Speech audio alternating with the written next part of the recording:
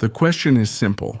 Why are women condemning men who like this movie? Gentlemen, welcome to the Light Club. Many social media videos claim that liking this movie is now a red flag. While this may seem like just another silly internet trend, I'll prove it's not. Behind this is one of the biggest problems in our society. And what's worse, it's hidden, day after day, right under our noses. Well, let's go. To understand this thing, we need to start by understanding the protagonist of this movie, a character who perfectly represents what you could call a functional man, a dull guy with no energy, stuck in a boring job in a square apartment, lifeless, soulless. The only obsession he seems to have is buying furniture, decorations, and utensils for his apartment. It's as if consumption is the only way he found to give some meaning to his own existence. That's it. I used to go through catalogs and ask myself what kind of dinnerware set suits me. He just gets by, always requesting medicine to sleep, suffers from insomnia, and spends both nights and days without rest. You see a listless guy with dark circles under his eyes, pale, completely worn out. He doesn't feel joy, doesn't feel pain, doesn't feel absolutely anything. And it gets to such a bizarre point that he starts attending a support group for men with cancer. And not because the guy has cancer, but because they're seeing the real suffering of those men, he manages to feel something real. Only there is he able to cry. Only there can he let out a bit of everything he's been holding back for years. And he does this because that emotional release helps him sleep well. To be straight, you can tell that the beginning of this movie is basically all about showing how crappy this guy's life is, how much he swallows his pain from this world, how much he represses his emotions, swallows his feelings, and he lives on autopilot, doing what people expect from him, delivering what they demand, while ignoring all the inner pain he feels, as if that's the price of being an adult. And here's the first point. Interesting, because as exaggerated as it may be, a lot of people immediately identify with this guy. They identify with this feeling, with this apathetic life, with this sensation of constantly being suffocated by the social role they play, and still having to pretend that everything is fine. After all, that's what the world expects, and it's a lot of responsibility. But suddenly the movie gives hope to this deep pain we carry, a hope for relief, which is quite paradoxical, by the way, because we don't see his life getting better in the movie. On the contrary, it only gets worse. We see Bettino's life turn completely upside down the moment he crosses paths with Tyler Durden. From that point on, everything collapses. Everything he valued, everything he thought was part of his identity. It's all gone. His apartment catches fire. He loses all his furniture, his utensils, his clothes. Everything he had been building so carefully, piece by piece, disappears overnight. For him, it's devastating, like the end of the world. But Taylor shows no discomfort, since he believes that guy didn't lose his life. He only lost the symbols of the artificial life he had been carrying. He lost things, objects, false extensions of an empty identity. And that's why, unlike the protagonist who sees a tragedy, Taylor sees all of this as an opportunity for growth. This is essential for us to live. I mean, in the literal sense of the word. No, what do you mean, man? I ruined your sofas with green striped screen covers. We have to. But obviously that idea doesn't sink into his head easily. After all, this guy spent his whole life believing that these external things would fulfill him. He truly thought he was making progress, believing that one more piece of furniture, detail, or achievement would fill the emptiness he'd felt for so long. So when he loses all of that, it's almost as if he lost his own life. The things he owns end up owning him. Is Tyler trying to make him realize how things started to define who he was? That, no matter how much he believed he owned those objects, in reality, it was the objects that controlled him. After all, he needed those objects to feel like someone. And that's a total detachment from reality. It's a clear sign that he stopped seeing life for what it is and started seeing everything through the lens of consumption. He stopped seeking what he needed as a human being and started seeking what he believed he needed as a consumer. In practice, he became a product, a functional piece within a sick society which is trapped in this idea that material goods solve life, give meaning, build identity, and fill the emptiness. But little by little, Taylor starts to pull him out of that artificial and empty reality, and he does this by pushing the guy to the limit, challenging, provoking, forcing him to throw it all away. Everything he believed was Taylor's goal. It's simple. It's to break him, to push him to what he and everyone else believes is rock bottom, so that he finally sees how, in practice, even without all that, life goes on. But After we've lost everything, that's when we're free to do anything. little by little, he stops caring. He starts letting go of things, stops caring about his possessions, his career, his appearance, because he realizes that deep down, these things are really empty. And in this process, we see how he starts to look at the world differently. The reality around him stays exactly the same, but he has already realized how empty it is. And there's even a scene that sums up this idea very well, where he gets on the bus with Tyler and comes face to face with one of those typical underwear brand ads, with the guy all ripped and shredded. Then he looks at it and asks, "Is that it?" Does the man have to be Tyler? He looks at the ad with disdain and laughs. And this reaction shows how he devalues the ideals that our society sets as collective goals. For him, that image represents much more than just a good-looking body. It's a symbol, a collective ideal that's shoved down our throats day after day, as if that were everyone's natural destiny. It's clear the problem is more than just the physique. It's everything that comes with it. It's all the symbols and images that are hammered into our heads every day, telling us who we should be, what we should want, and what it means to be successful in life. It's a critique of a world that defines for us what it means to be a successful man, what it means to be strong, what it means to be a real man.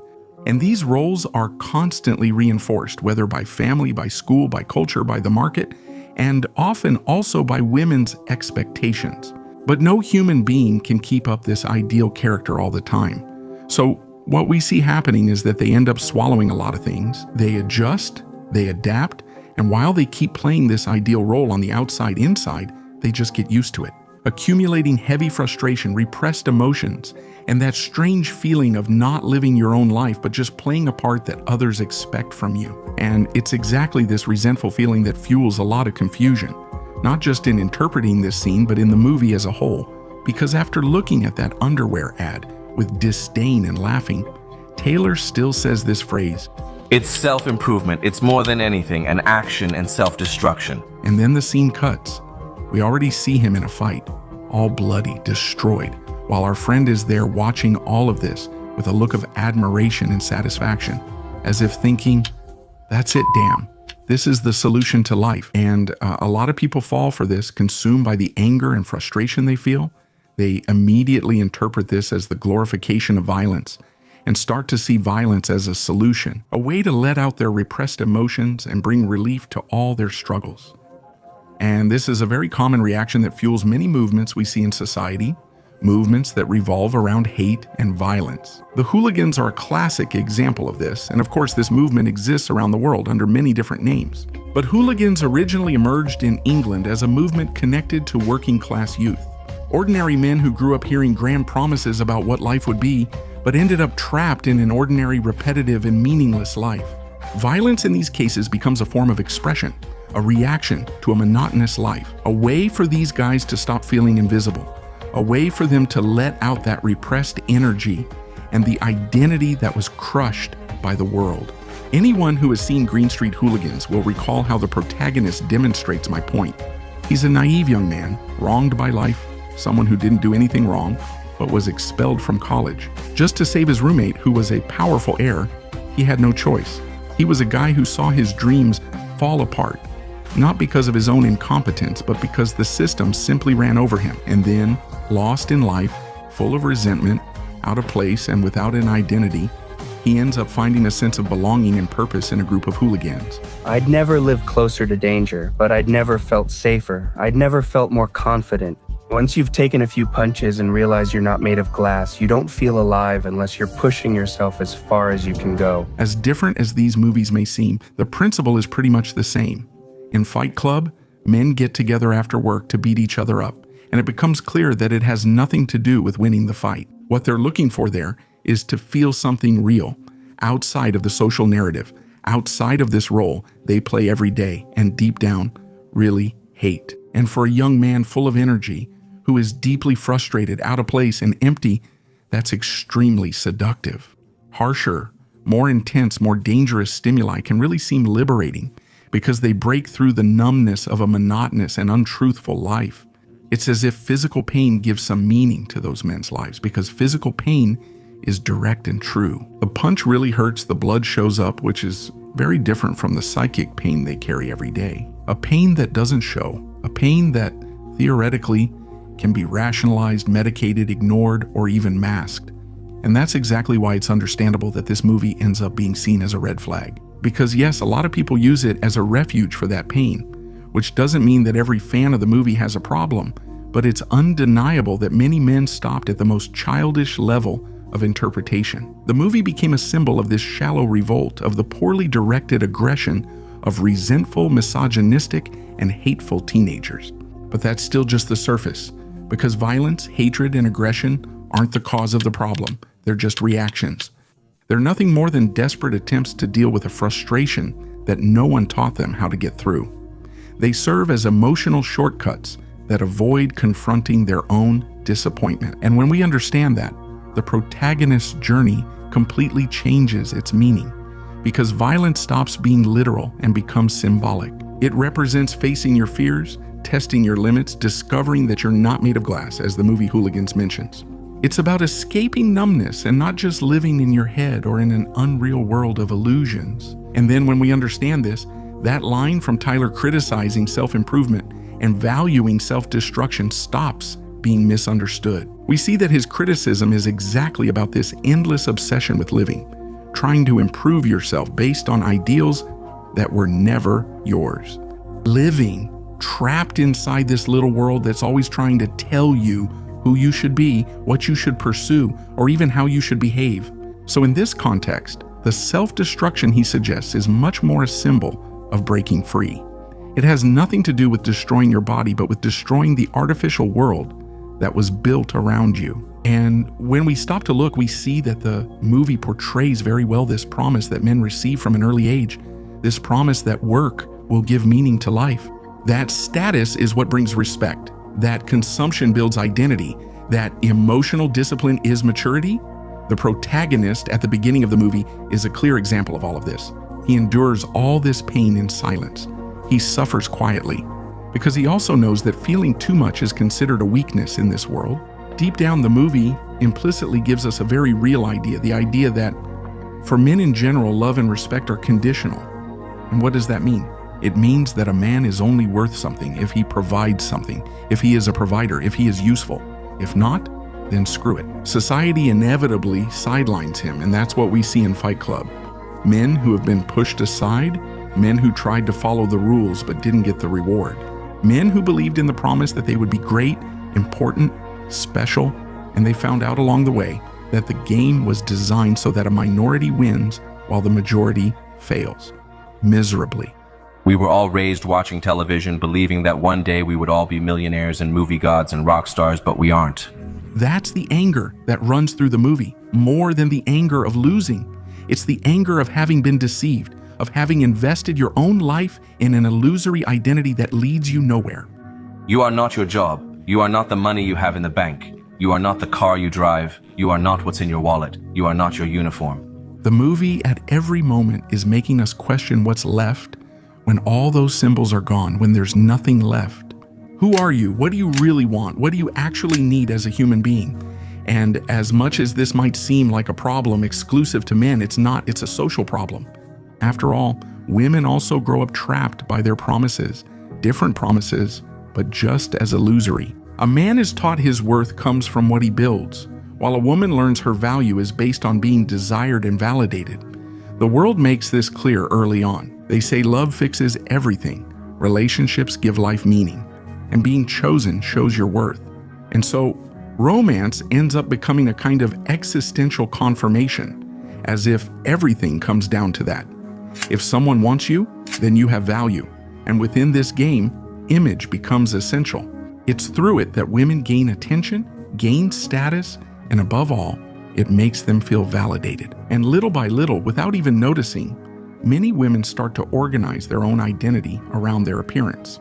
We see many of them living completely obsessed with signs of validation, whether it's likes on Instagram, looks, messages, anything that serves as a sign that she's still worth something.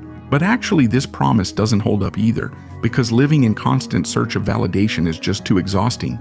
It wears out your mind. And then what happens is that they end up in the same place as men, having identity crises, feeling empty, and most of all, feeling suffocated by this imposed role, having to be beautiful, desirable, interesting, strong, confident, without ever being able to stop. And that's the big irony of this whole story. Because just like the movie, Fight Club can be a refuge for poorly processed male pain. Women can very well look at the Barbie movie and find there a refuge for this poorly processed female pain. And so, based on the same principle, you could come to the same conclusion that liking the Barbie movie is a female red flag. Not because of the movie itself, but because of how it's used. After all, many women use Barbie to justify their resentment, their hatred of men, and this patriarchal structure. And it's bizarre because deep down, both movies talk about real pain. Both point to real problems, but both end up being interpreted in a very superficial way. Men who simplify the problem to the system, to women and to society, and women who simplify the problem to the patriarchal system, to men and to masculinity. They may seem like opposites, but no matter how different they are, they're doing exactly the same thing. They're attacking the symptom instead of addressing the root cause of the problems. And what I'm trying to say is that in the end, men and women collapse for the same reason. Of course, each one believed in a different promise, but both suffer because they found out along the way that these promises don't hold up. And when that happens, nobody wants to look inside themselves. It's much easier to fight on the surface, go around pointing fingers, canceling movies, creating labels, pointing out enemies, and picking a side. When in fact the real problem isn't the movie, it's not the opposite sex. The problem is that we all grew up learning to see the world through false lenses, through lying promises that turn us into workers who inevitably break us slowly from the inside. We learn this and we become very angry. I wanted to invite you to check out the Omen platform, a place where I post my most exclusive work, a space that makes us think differently, in a world that doesn't really teach us how to think. I explain a lot more in this video.